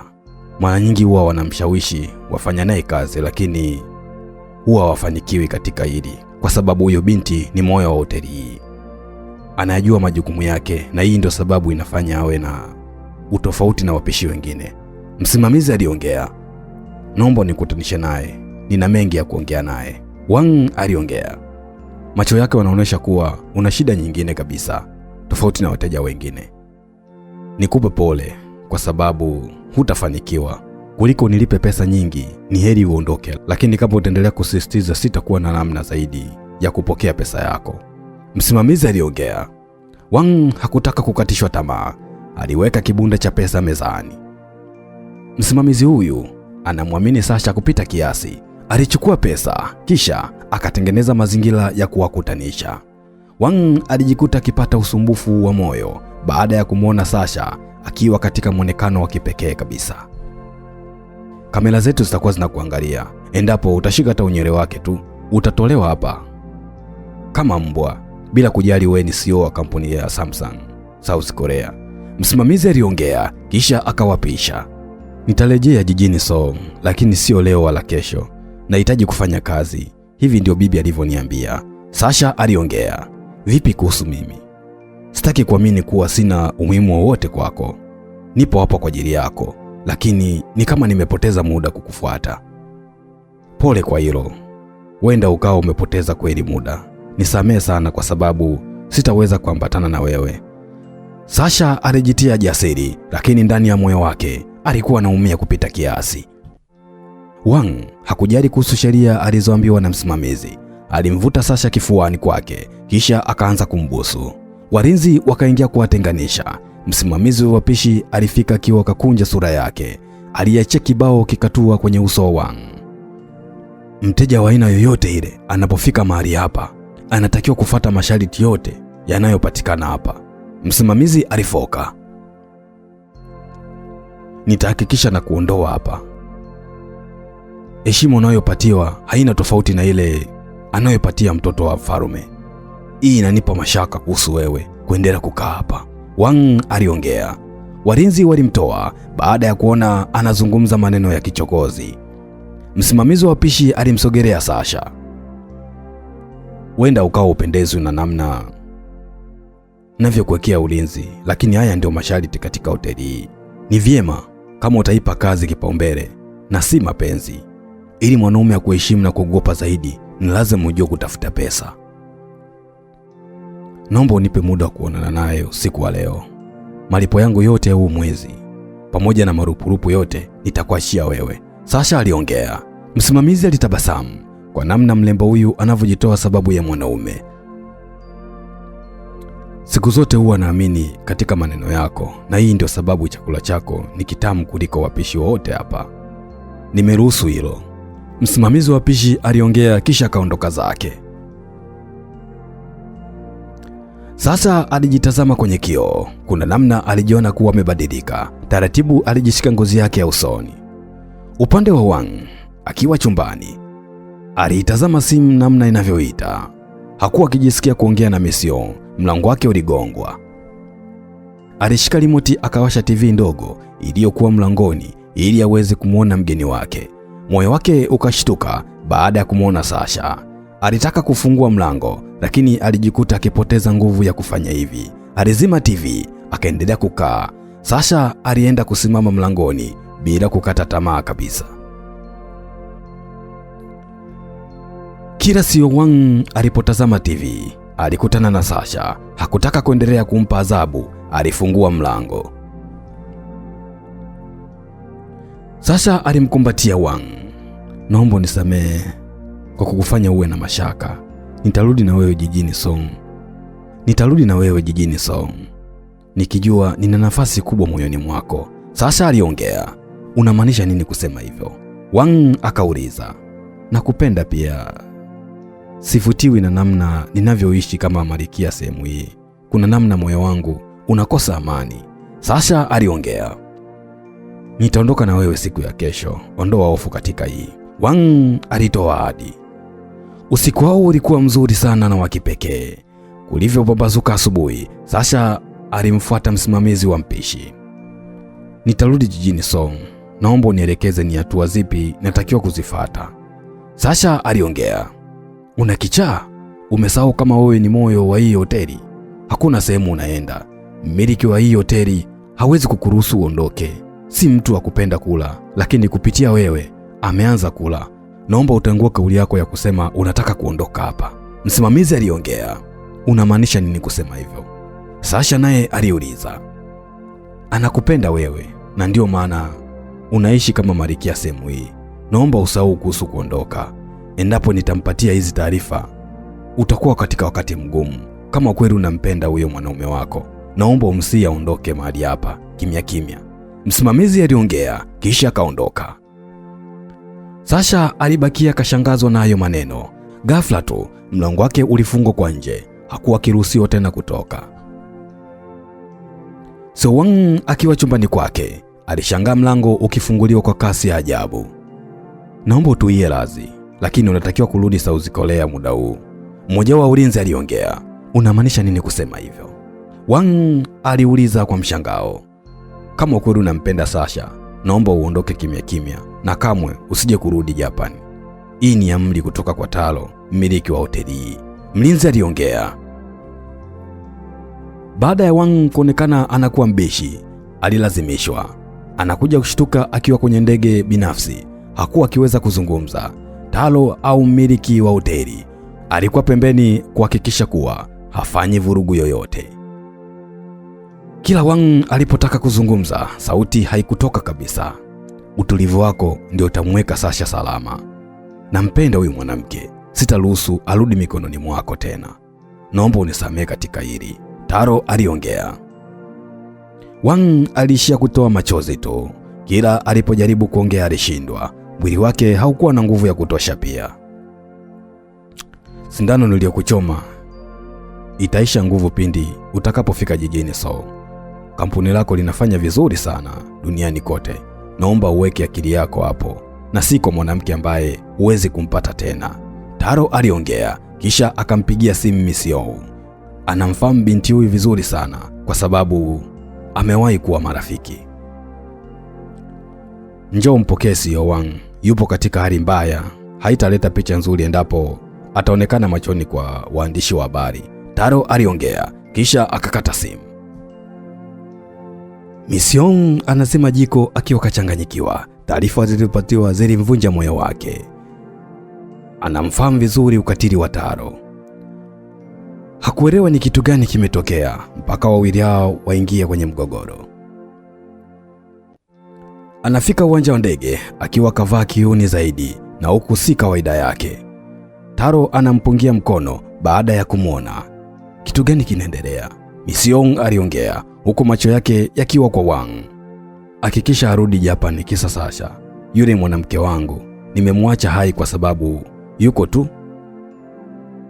Taro aliongea kisha akaondoka zake.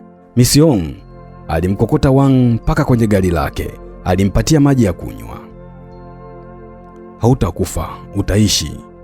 Kabla hujafika kwa bibi yako, utarudi kwenye hali yako. Mission aliongea akiwa kakunja sura yake. Hakutarajia kama Sasha anaweza kuwa sababu ya matajiri hao wawili kuingia kwenye mgogoro. Nahitaji msaada wako wa haraka. Mission alimtumia ujumbe mjomba wake kisha akaongeza mwendo wa gari.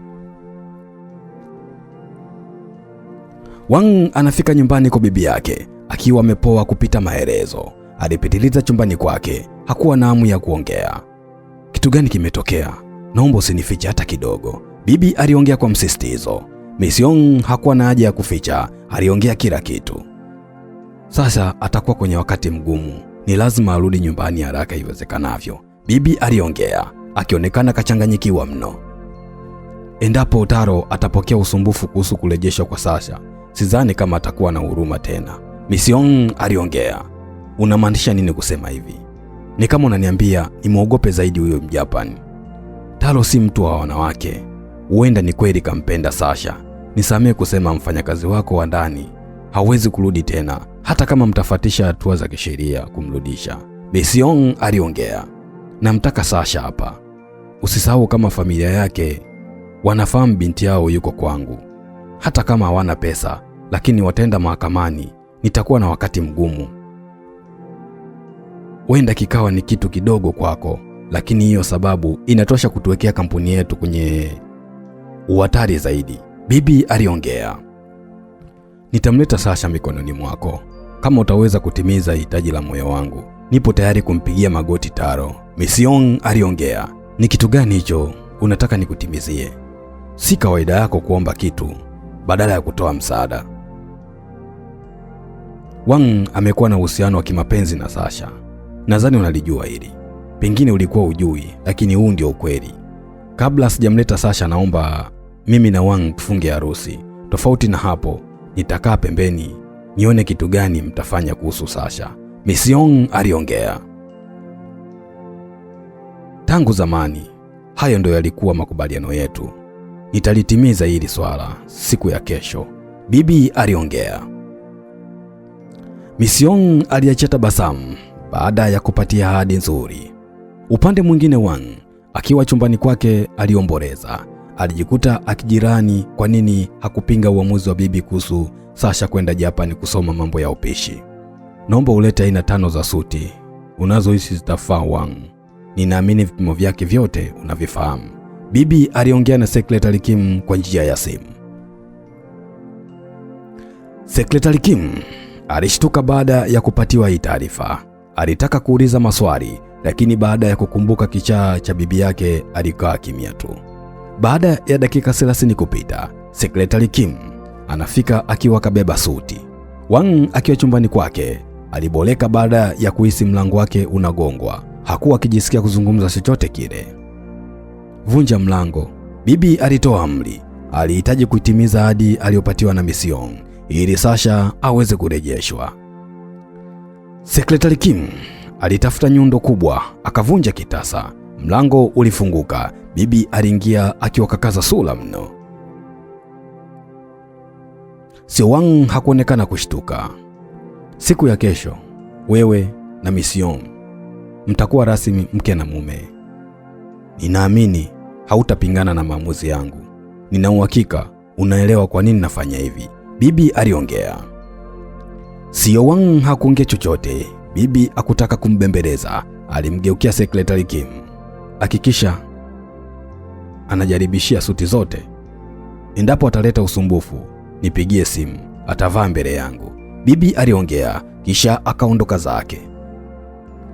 Secretary Kim alipata wakati mgumu kuzungumza na mtu aliyekunja sura yake. Hakuwa tayari kuteketea kwa hofu. Alitoka nje na chupa ndogo ya konyagi. Alirudi akiwa na kasi mpya. Aibu zote zilimtupilia kule kabisa. Wayavaa hiyo suruali vizuri, Secretary Kim aliongea, huku akimweka kibao Sio Wang baada ya kuona anamletea utani. Vita kubwa ilitokea kati yao, lakini mwisho wa siku suti moja kwa ajili ya harusi ilipatikana. Upande wa Misyong akiwa na mjomba wake alijaribu gauni la harusi. Kila aliloshika halikuvutia. Walijikuta wakizunguka maduka yote jijini Seoul. Bado kama masaa 8 hivi giza liingie. Nitaagiza gauni la harusi China. Hatuna haja ya kuumiza kichwa, Misyong aliongea. Ni kweli utaweza kumrudisha sasa baada ya harusi kuisha? Nahofia kuingia mgogoro usioisha na Sio Wang, mjomba aliongea. Hatimaye siku ya harusi iliwadia. Watu wengi walijaza ukumbi. wengi wao walikuwa na shauku tu ya kumwona Mission kwa sababu hawakuwa wakimfahamu kabisa. Bibi akiwa kapendeza alipiga hatua kumfuata Seo Wang katika chumba chake cha mapumziko ili waingie ukumbini. Chozi lilimdondoka baada ya kumkosa Wang. Namfuata Sasha Japan. Siwezi kukaa tu bila kufanya kitu chochote. Uwepo wako kwangu una umuhimu mkubwa kuliko hata fedha itakayokupata leo. Ujumbe walioacha kitandani ulisomeka vile. Bibi alijikuta kipata wakati mgumu. Hakuwa tayari kuaibika siku ya leo. Alitengeneza mazingira ya bwana harusi kutekwa. Mjomba pamoja na Mission walichanganyikiwa baada ya kumwona bibi kazimia kabisa. Bahati mbaya sasa alisahau kuutafuna ule ujumbe alioachiwa na Wang. Hicho ni nini? Mission aliuliza akisogea sehemu ilipokuwa karatasi iliyoachwa na Wang. Secretary Kim hakuwa tayari bibi yake aibike. Alikiwahi kikaratasi kisha akakitia mdomoni. Kwa nini umetafuna hiyo karatasi? Vipi kama ushahidi wote ulikuwa hapo? Mission alifoka huku akilazimisha kupenyeza kidole chake mdomoni kwa Secretary Kim. Acheni kufanya huo utoto. Vipi kama kichwa cha Seo Wang kipo kimening'inizwa huko nje? Tunatakiwa kukaa hapa tujadili nini kifanyike na si kugombana. Mjomba aliongea kisha akamtazama Secretary Kim. Nenda kuwaondoe hapo watu ukumbini ili tupunguze majukumu kuhusu wao. Mjomba aliongea. Secretary Kim alienda kuwatawanya watu wote baada ya kunywa konyagi. Tofauti na hapo asingeweza kuongea chochote kile. Watu wote waliondoka wakiwa na manung'uniko mioni mwao. Bibi alirejesha fahamu baada ya masaa mawili kupita. Jicho la Mission lilimshtua. Kwa nini unanitazama kwa jicho kali namna hiyo? Utazani mimi ndo sababu ya harusi hii kuharibika? Bibi aliongea. Karatasi aliyoitafuna Secretary Kim, nina uhakika unajua ni kitu gani ilikuwa inaongelea. Seo Wang hatakui kwenda Japani tena. Kama atafanya hivyo, Taro atamuua. Naomba uzungumze ukweli tafadhali. Mission aliongea. Wang kaenda Japani kumtafuta Sasha. Nina uhakika atakuwa kajipanga na ndio maana kaondoka. Bibi aliongea. Nitaenda kumfuata. Bila uwepo wangu huko, Taro atamuua. Ulipaswa kunishirikisha mapema na sio kujitia kuzimia tu ovyo ovyo. Mission alifoka. Hapana, mimi pia namfahamu Taro, sipo tayari upoteze maisha. Mjomba aliongea. Huyo Taro ni nani aswa mpaka mtetemeke kiasi hiki? Mjukuu wangu kaelekea Japan tayari. Kama atapatwa na baya, mimi ndo nitaonekana mwenda wazimu na sio nyie. Naomba mnipeleke nyumbani kwa Taro, bibi alimwambia Mission. Kwa pamoja walikubaliana kuondoka. Ndani ya jiji la Tokyo, Japani, lililojulikana kuwa ni miji tajiri zaidi duniani, lilitembelewa na bibi akiwa na timu yake. Kiu yake ilikuwa ni kumwona Sasha pamoja na Wang na si kitu kingine. Macho yake yalielekea katika hoteli iliyokuwa imeandikwa na herufi kubwa neno Monshun. Kwa pamoja waliingia mahali hapa. Sheria zinamzuia Sasha kushobokea wateja, hivyo hata baada ya kumwona bibi na timu yake alivunga kama hawafahamu vile. Inaonekana hajaonana na Wang, Mission aliongea huku akimtazama Sasha kwa kumkadiria. Bibi alifanya mpango, akaonana na msimamizi wa wapishi wote. Naomba kuonana na Taro. Nipo hapa kumchukua Sasha pamoja na mjukuu wangu Wang, bibi aliongea. Msimamizi wa wapishi aliachia tabasamu. Taro yupo njiani anakuja. Nadhani utapata wasaa mzuri wa kumweleza sababu iliyokuleta hapa. Msimamizi wa wapishi wote aliongea huku akimtazama Mission aliyekuwa kakaza sura yake. Ile anataka kuondoka, bibi alimvuta mkono kwa nguvu zote kisha akaanza kumnyonga. Watu wote walishangazwa na ujasiri wake. Taro, mwenye umiliki wa hoteli hiyo Munshin, anafika. Tabasamu lililokuwa usoni mwake lilipotea baada ya kumwona msimamizi wa wapishi akiwa anaadabishwa na bibi. Nina uhakika upo hapa kuzungumza na mimi. Naomba muachie huyu mfanyakazi aondoke, kisha mimi na wewe tuzungumze, Taro aliongea huku akimwangalia Mission. Kuna namna alimlaumu kimtindo kwa kumletea balaa katika hoteli yake. Bibi alihitaji kuogopeka zaidi. Aliendelea kumnyonga mkono msimamizi wa wapishi wote. Endapo utajaribu kugusa hata unywele wangu tu, huko nje magazeti yataandikwa kuhusu utovu wako wa nidhamu. Nina uhakika hutaki hili jambo litokee. Mlete haraka Wang mahali hapa, tofauti na hapo nitakujazia watu, bibi aliongea. Japo macho ya mwanamume huyu yalikuwa yanatisha, lakini hakutaka kuogopa. Kabla Taro hajafanya chochote, watu wote walishangaa baada ya kumwona Wang akiwa na mheshimiwa waziri mkuu wa Japan. Tumaini la wao kuondoka salama bila damu kumwagika lilikuwa kubwa zaidi. Sasha anakuja kwa kukimbia baada ya kumwona Wang. Hakujizuia kumkumbatia mbele ya umati wa watu waliokuwepo pale. Kama usingekuja kunichukua leo, nina uhakika nisingeona siku ya kesho. Hakika nakupenda, nipo tayari kuwa mkeo, Sasha aliongea. Mission na mjomba wake walitazamana tu. Ndege inayoenda South Korea inaondoka muda si mrefu. Itapendeza kama mtaondoka sasa hivi, kwa sababu kwa wiki mbili zote kuanzia kesho hakutakuwa na safari ya nje, Mheshimiwa Waziri Mkuu aliongea. Asante kwa msaada wako. Kila kitu ulichozungumza na mimi nitazingatia, Sio Wang aliongea, kisha akawapa ishara watu wake waondoke. Umewezaje kumshinda Taro? Mjomba aliuliza wakiwa ndani ya ndege. Sio Wang aliacha tabasamu. Muda wote alikuwa anamtazama Sasha na si Mission. Naomba kusikia kuhusu hatima yangu kabla hatujashuka kwenye ndege, Mission aliongea, huku mikono yake ikiwa imeshika dirisha la ndege. Kila mmoja alijua nini kinaenda kutokea endapo Wang atatoa jibu ambalo halimridhishi kabisa. Hii ndege ni ya mheshimiwa waziri wa Japani. Inatarajiwa kurudi leo baada ya sisi kufika. Tafadhali, tunaomba utoe mkono yako hapo.